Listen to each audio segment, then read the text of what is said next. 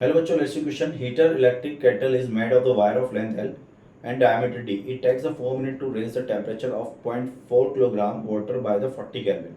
This heater replaced by the new heater having the two wires of the same material, each of the length L and diameter 2D.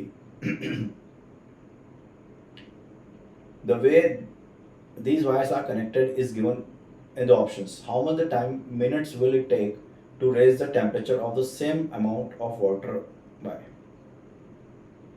अब बच्चों ऐसा है, देखो यहाँ पर तो हमारे पास एल है और ये डी है, ठीक है।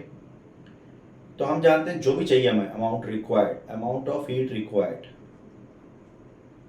अमाउंट ऑफ हीट रिक्वायर्ड वो कांस्टेंट है, क्योंकि हमें दिए गए मास को सेम टेम्परेचर तक रेस करना है। ये तो बात पक्की हो गई। Amount of heat required is constant, ये तो कांस्टेंट है। अब देने वाला कौन है?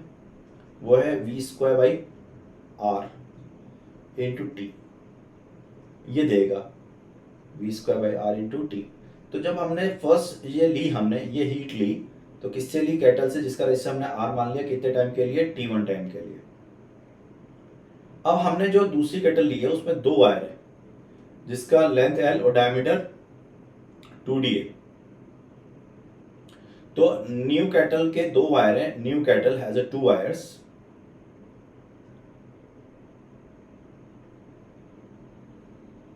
Resistance of the wire of each is equal to what? Rho L by A।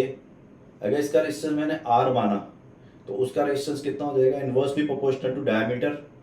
Diameter double कर दिया, यानी आपने रेडियस डबल कर दी, तो रेजिस्टेंस 1/4 हो जाएगा।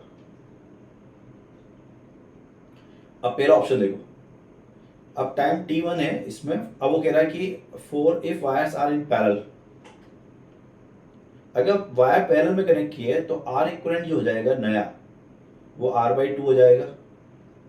और यहां से देखो टाइम जो होगा वो डायरेक्टली प्रोपोर्शनल टू आर हो जाएगा। T is directly proportional to R. तो T2/T1 in case 1, in option 1, T2/T1 is equal to R2/R1, that is equal to 1/2।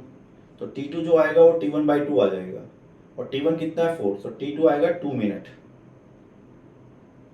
तो अगर इन दोनों को पैरेलल लगाएंगे तो कितना आएगा? 2 मिनट। बी क्या है? दोनों को सीरीज में लगा रहे हैं, तो आर इक्वलेंट कितना हो जाएगा? Okay okay okay, I am sorry. अगर इनको पैरेलल लगा रहे हैं तो ये R/4 होगा बच्चों, I am so sorry.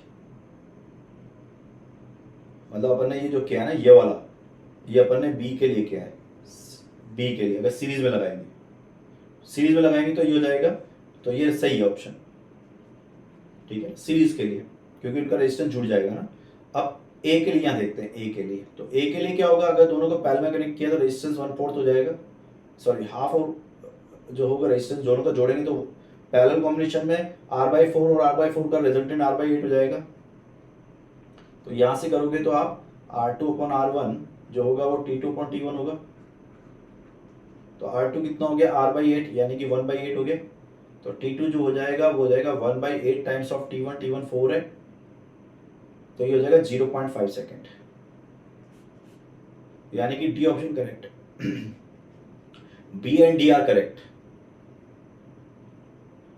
All the best.